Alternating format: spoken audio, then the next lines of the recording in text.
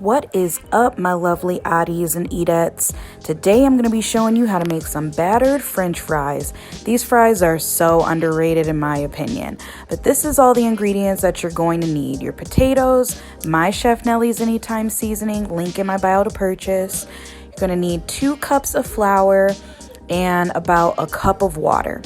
So dice up your potatoes into your fry shape. Then go ahead and get your seasoned flour. So use some of my Anytime seasoning and then 2 cups of flour. If you don't have my seasoning, just use onion powder, garlic powder, paprika, salt, and pepper. You'll be good. So yeah, about a half a cup to a cup of water.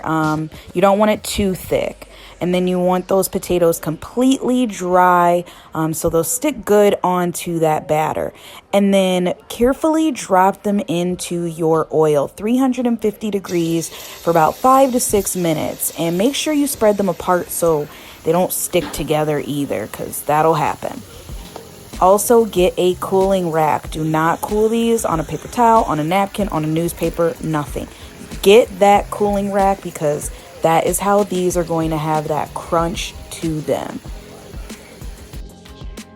Oh my goodness. Look at these fries. Yes, y'all. You definitely want to try this recipe. Listen to this crunch coming up and make sure you follow me for more content like this.